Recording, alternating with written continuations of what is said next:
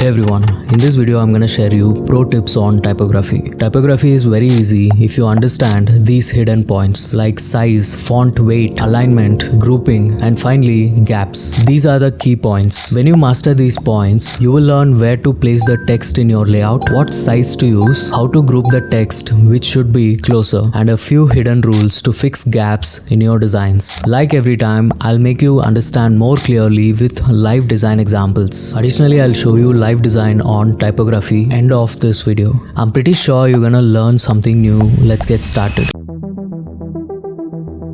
Number 1 is size. You can see all the good designs will have perfect size difference between them. There is a secret trick which is increasing the text size like 5x. Here's what I mean. In your layout, you're keeping the heading size for 75 points. We have to divide it by 5. Then we'll get 15. Keep the body text in this size. Simple as that. But what if you're designing a poster which needs huge typography? Well, we can use the same trick. But if you noticed, most of the poster designs will have body text very tiny, but also they'll maintain a decent readability. For that, what we can do is we can increase the number for dividing. Instead of using 5x, this time let's try 15x. We'll get 11, and there you go. It works absolutely fine, and also you have a decent readability. Also, you can play around by increasing or decreasing the numbers for dividing it. For example, here I have divided by 6. We get 28, not so bigger or not so smaller. That's how we can arrange the text sizes in a layout. This technique will work for any designs or any layouts. Try it out.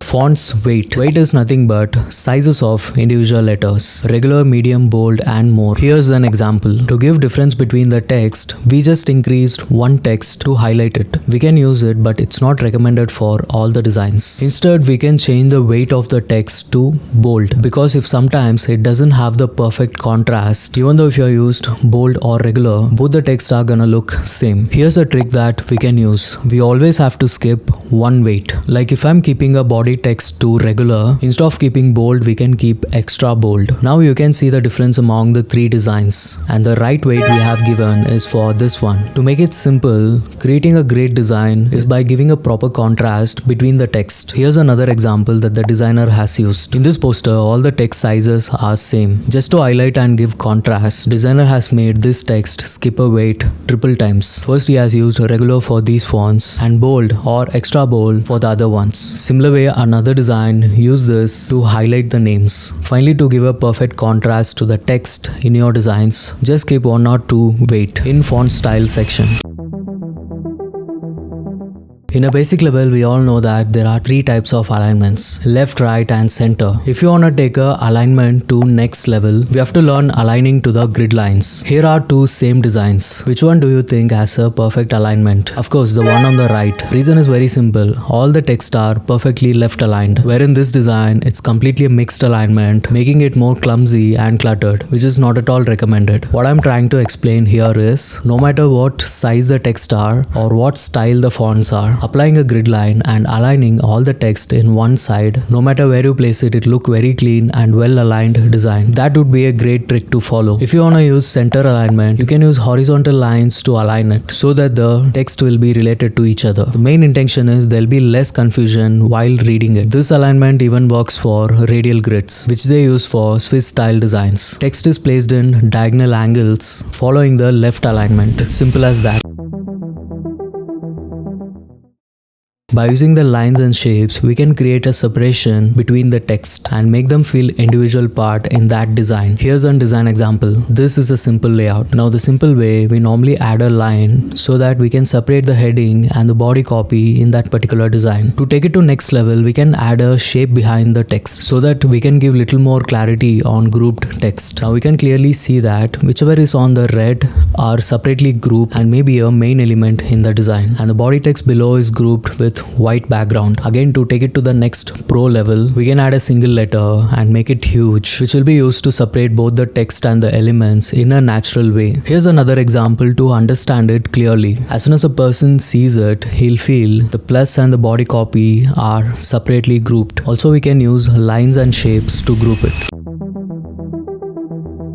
gaps. Finally, the main important trick we all ignore in typography is gaps. Normally we justify the paragraph so that it's aligned evenly both sides, but sometimes it feels forcefully added. With unwanted gaps, we should avoid doing that because it sometimes spoils the reading flow. It's better to bring it to next line, and that's completely alright if it's not aligned properly on the right side. Next is never leave a single word at the last bottom. It's a very mature thing to do. Keep 2 or more words or bring it to the top. Another main mistake, we do it without knowing it, starting the next paragraph with the last word from the previous one. Make sure you avoid that. Also, I want to end it with one most important mistake we all make without knowing it as a beginner is using multiple fonts. Always we have to use one font for a design. In worst case, you can use 2 fonts which are well paired together. Otherwise, never use multiple fonts. Alright then, now let's design a poster keeping typography in mind. So we are inside Adobe Illustrator. Firstly, let's create a background. I'm gonna create a triangle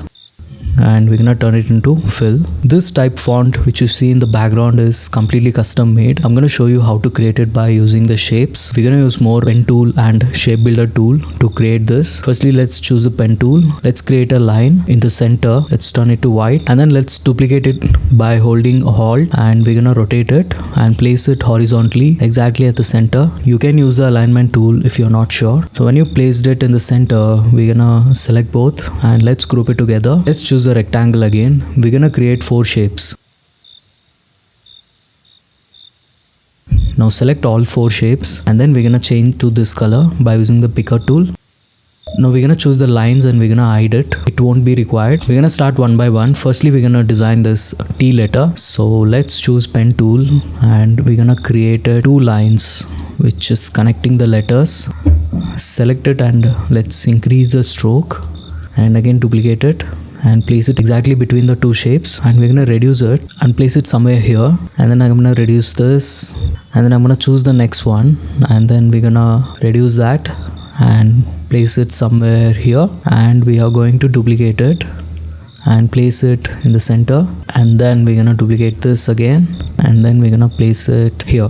We're gonna duplicate this line again and we're gonna place it here. What I'm gonna do is I'm gonna create a shape something like this,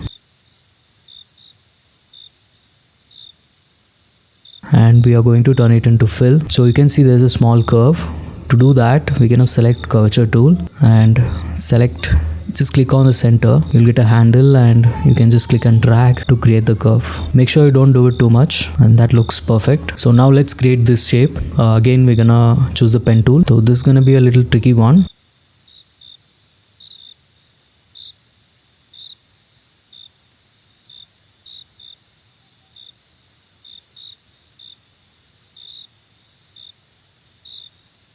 We're gonna choose this shape and we're gonna turn it into fill. Now what we're gonna do is we're gonna choose the curvature tool and we're gonna give that curve over here. Choose this both shapes and then we're gonna go to Pathfinder. We're gonna hold Alt to minus it.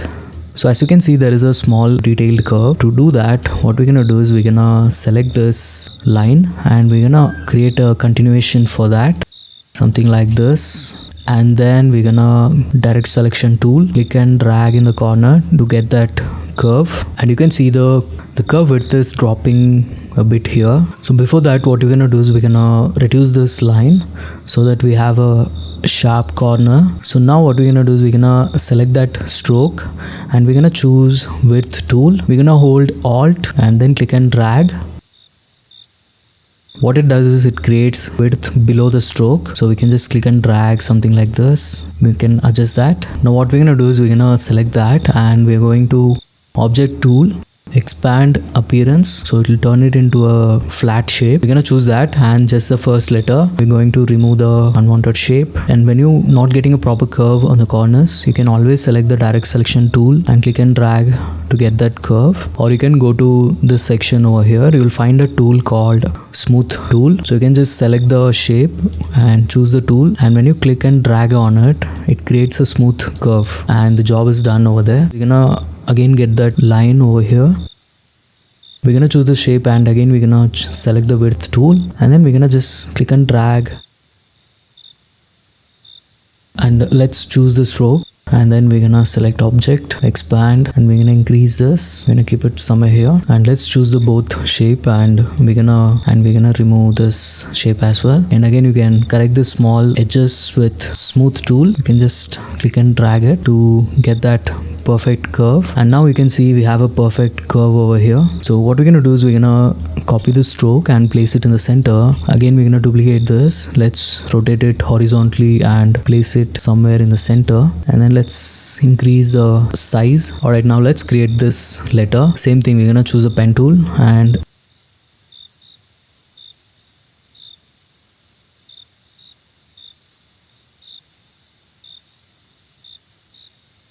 let's get this line here again. Now the final letter, I'm gonna make it very quick here. You already know how to do it, so I'm gonna fast forward it.